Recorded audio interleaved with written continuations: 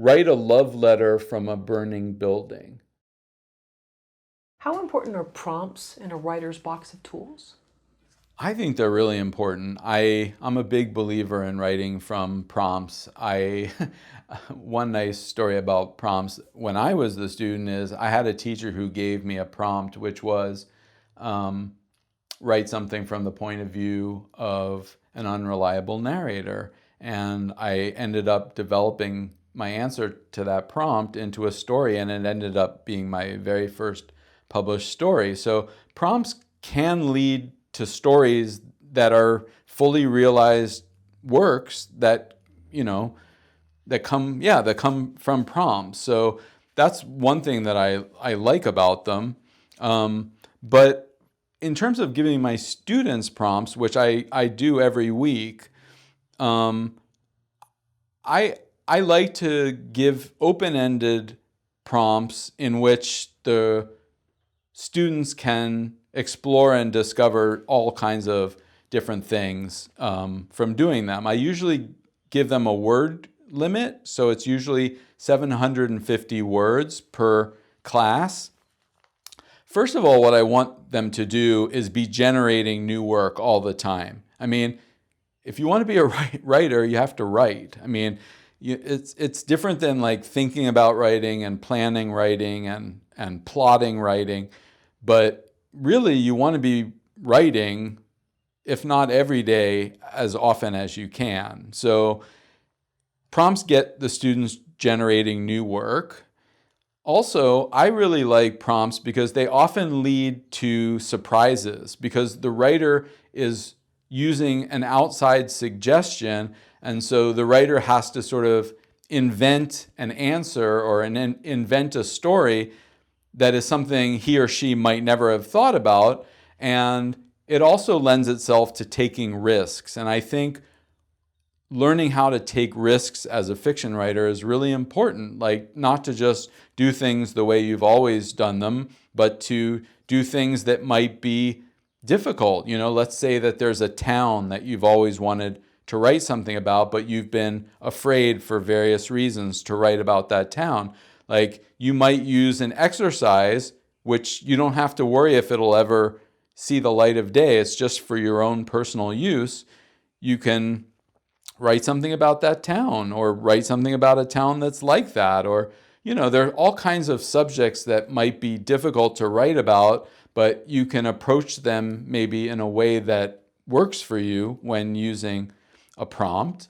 Another thing I like to encourage students to do when they're working with prompts is try to write as much as you can without stopping to edit as you go along. Sometimes writers have an easier time if they do it by hand. They stop less. With word processing, it's so easy to stop, delete, cut and paste. You can really slow yourself down that way. So if it's possible to get used to writing without stopping as much, I encourage that. And then, I like to explore different elements of fiction writing. So, write something from the point of view of an unreliable narrator. That's a great example of that. Like, that's a certain kind of storytelling. And I guess the other thing I would want to say is that I have a subscription service on my website where everybody who subscribes, it's like $10 a month, I send one original prompt by email every Friday, and I get a lot of really nice response from these and people who take these prompts and really develop them. I thought I would just give you one example of a prompt that I use regularly. This is a prompt that I often, or certainly sometimes, use on the first day of classes as an in-class exercise. And what I'm really, among the many things I'm trying to do with this exercise, I'm trying to have the writers think about fiction as an improvisational activity rather than an overly planned or over-determined activity. Sometimes, apprentice fiction writers think, I have to know everything I'm going to say or I can't begin to write. And I would say that I understand where that thinking comes from, but you might want to sort of enlarge your ways of thinking about writing and, just start writing, just start writing a story. So my opening sentence exercise goes like this. I say, okay, take 10 minutes and write 5 opening sentences. Don't overthink it. Don't plan it. Don't think about what the sentences mean or where they're going.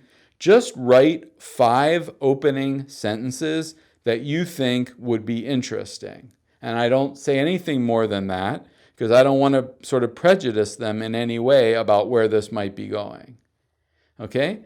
So once they've all written 5 opening sentences, I will say something like this.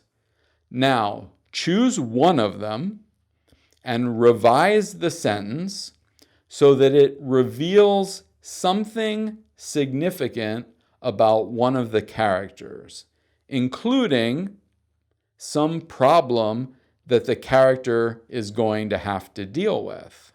Okay?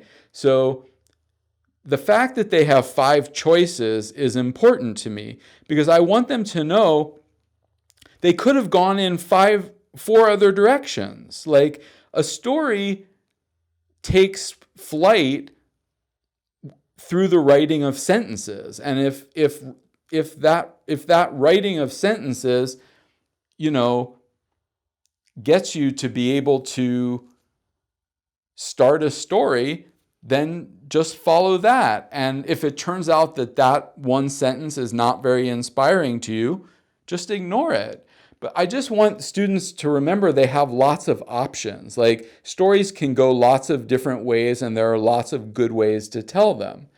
So now they're going to revise one of the sentences so that it says something significant. I want them thinking right away about significance, about things that matter. I don't just want banal details, right? And then I want them thinking also in terms of, okay, how can I start thinking about some kind of problem that the character has to deal with? Obviously, not every story starts that way, but many stories do start that way.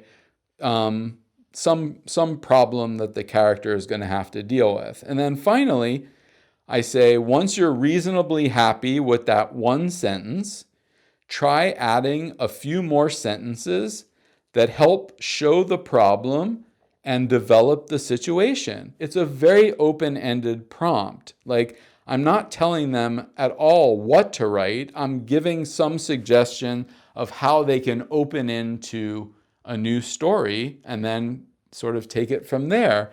And I also like to get students thinking about open-endedness rather than over-determination. And what I mean by over-determination is, if the student is like absolutely sure of what the last sentence is going to be, it's really going to change the way they approach every other sentence because they're thinking, oh, it's got to end this way.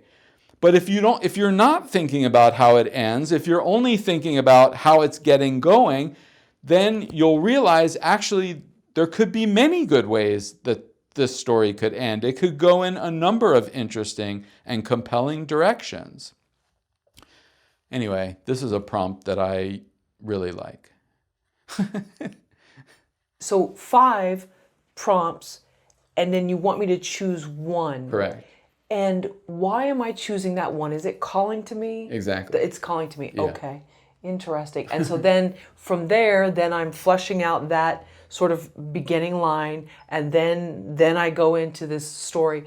And the 750 words, well, where do they come in? that wouldn't be for this one. This is like an in-class exercise. Usually, if like Cheever had when Cheever taught at Iowa, I think in 1973, and students there weren't used to writing from prompts.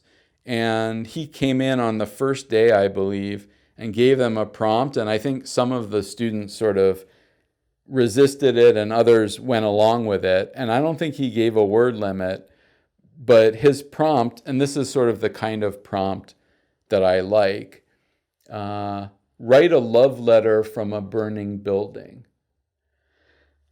And you've got 750 words. And Wow. So the building's going to burn after X amount of time. So you've got to it's urgent. You have to get right to it now. That's a prompt that if I have given that prompt, and I would give it 750 words. And so it creates urgency, not only because the building is burning, but because you have to say what you want to say right away. You don't have 1,000 pages. How do prompts make a writer better? I think really through the ways that I suggested, in terms of learning to see fiction writing as an improvisational art, that every sentence is really an improvisation on the previous sentence, that you might have some sense of where you think the story might be going, but your sense is not absolute. It's subject to change. And if you can sort of keep, your basic through line, but also the story can take turns and you are comfortable with it as a writer, you can write really interesting stories that way. I mean, hopefully it will help apprentice writers be more flexible in their thinking. This is why I'm not a fan of external structures. I want students to see that there are a lot of ways to structure a story, and you want to discover the one that is really going to work best with the story that you want to tell. And so some of that is being made up as you go along. And then there's also, what Flannery O'Connor talked about, the habit of art and the habit of being, where learning to be a fiction writer is learning to see the world as a fiction writer sees the world, and learning to sort of, perceive things and use them in ways that you would do in writing fiction. And the only way to do that is to practice and practice and practice. I mean, that's part of why writing every day is important, is you're just using that. I hate to use a cliche like using that muscle, but that's what you're doing. You're practicing an art every day, and